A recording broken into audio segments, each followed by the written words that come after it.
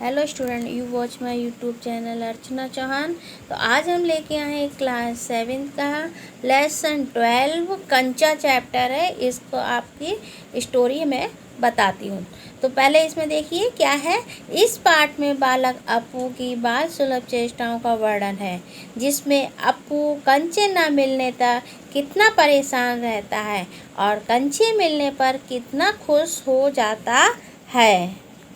अप्पू कंधे पर बस्ता लटकाए विद्यालय जा रहा है। बस्ते में रखी स्लेट और छोटी शीशी तो वह कभी पेंसिल से टकरा जाती है, लेकिन अप्पू का ध्यान उस पर नहीं जाता है। वो तो कौवे और सियार की कहानी में उलझा हुआ है। सियार की तारीफ पर कौवा गाने के लिए चोंच खोलता है तो रोटी का टुकड़ा उसकी चोंच से गिर जाता है। कौवे की बेवकूफ़ी पर अप्पू जोर से हंस पड़ता है। चलते चलते वह एक दुकान के सामने पहुंचता है। वहां अलमारी में कांच के बड़े बड़े जार में चॉकलेट, पेपरमेंट और बिस्कुट रखे थे। अप्पू उन पर ध्यान देता क्योंकि उसके पिता अक्सर ही उसे ये चीज़ लाकर देते रहते थे। उसका ध्यान तो उस जार पर अटक जाता है जिसमें कंचे रखे थे। हरी लकीर वाले बढ़िया सफ़ेद गोल कंचे और बड़े आंवले जैसे कंचे अप्पू को बहुत खूबसूरत लगते हैं। वह कंचों की दुनिया में खो जाता है। उसे लगता है जैसे जार आसमान से भी बड़ा हो गया है। वह उसके अंदर चला जाता है। वहाँ कोई दूसरा बच्चा न था, फिर भी उसे मज़ा आ रहा था क्योंकि छोटी बहन की मृत्यु के बाद उसे अकेले ही खेलने की आदत हो गई। तभी दुकानदार ने डांट कर कहा, क्या जार नीचे गिरा दोगे? अप्पू चौंक गया और चौंक के दुकानदार ने उससे पूछा, क्या? उसी समय स्कूल की घंटी बजने की आवाज़ आई। अप्पू बस्ता थामे दौड़ पड़ा। देर से पहुंचने वाले पीछे बैठते थे, इसलिए अप्पू को भी पीछे बैठना पड़ा।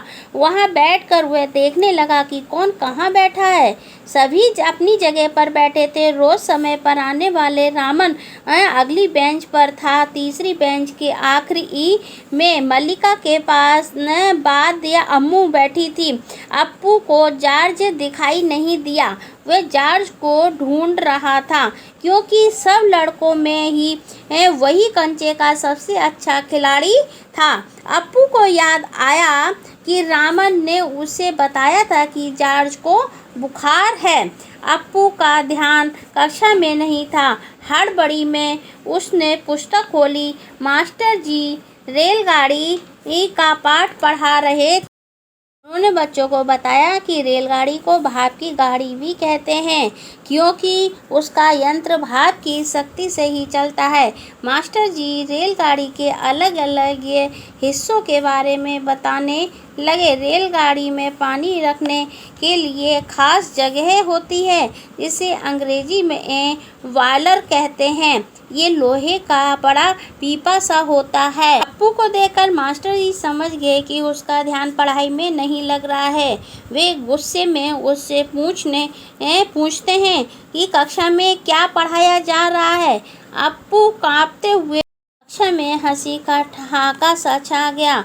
मास्टर जी अप्पू को बेंच पर खड़ा कर देते हैं और बेंच पर खड़ा आज सुबकता हुआ अप्पू फिर से कंचों के बारे में सोचने लगता है। जॉर्ज के आते ही वे कंचे खरीद लेगा। खरीदने पड़े तो कितने पैसे लगेंगे, ये वो सोचने लगा। उसी दुकान पर जाकर रुकता है। दुकानदार उसे देखकर ये हंस पड़ता है और पूछता है कि उसे कंचे चाहिए ना।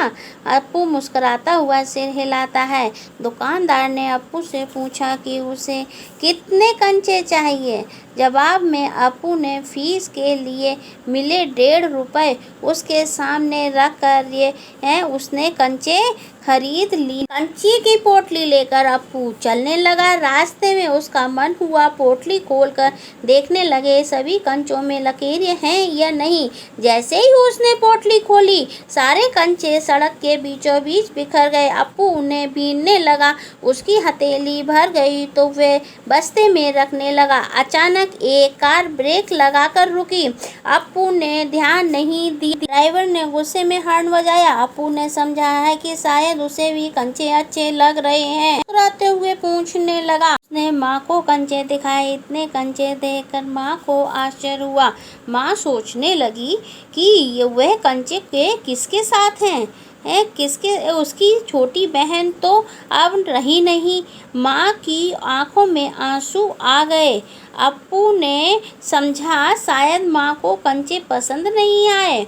उसने माँ से कहा, बुरे कंचे हैं, है ना? माँ ने कहा, नहीं, अच्छे हैं।